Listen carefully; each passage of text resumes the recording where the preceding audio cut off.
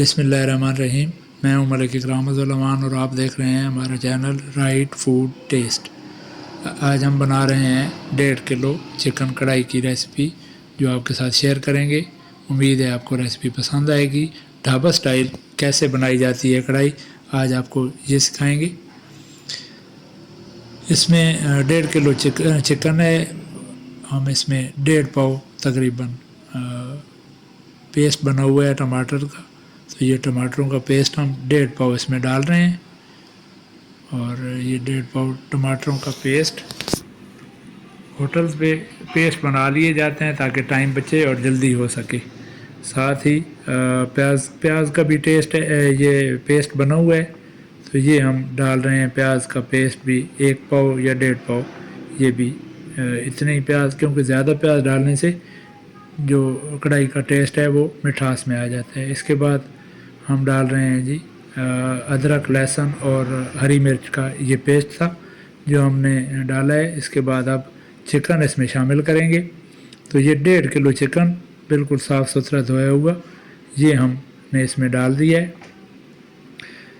तो ये 1.5 kilo chicken और इसके भी अंदर हमने जो डाले हैं वो आपने देख लिए हैं। अभी हमने इसमें तकरीबन ½ लीटर पानी डाला है। कुछ ये जो चिकन है इसका भी पानी ये छोड़ेगा, तो हमने पहले इसमें घी शामिल नहीं करना। ये पहले हमने इसको इन सारे जो इंग्रेडिएंट्स हैं इनके साथ इनको गलाना है, और गलाने के दरमियान इसमें हम मसाले शामिल करेंगे। तो अभी इसको हमने ढक दिया है और तकरीबन 3-4 मिनट हम इसको ढकेंगे। तो ये जो पानी है ये सही मिक्स हो जाएगा और बॉयल आना शुरू हो जाएगा। उसके बाद हम इसमें डालेंगे मसाले। लें जी, ये बॉयल होना शुरू हो गया है, तो अभी हम इसमें मसाला जार डालेंगे। ये नमक है, नमक हमने डाला है हस्बे जायका। उसके बाद हल्दी है, 1.5 चम्मच हल्दी, और ये धनिया पाउडर ये भी 1.5 चम्मच है।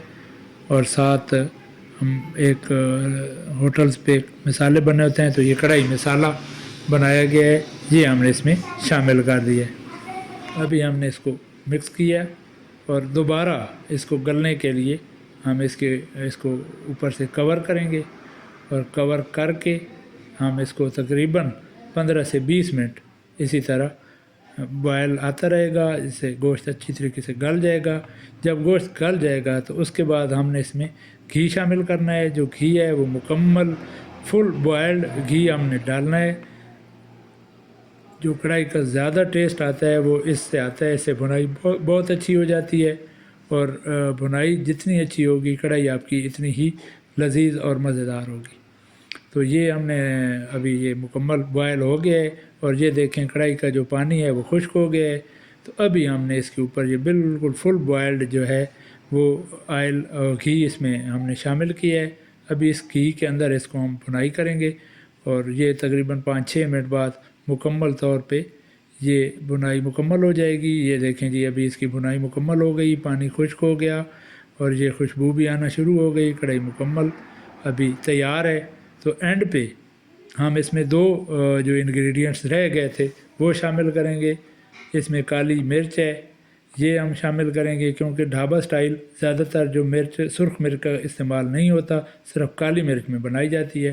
तो ये काली मिर्च हमने इसमें शामिल की, और साथ ही बिल्कुल एंड पे आखिरी मसाला जो है वो है गरम मसाला।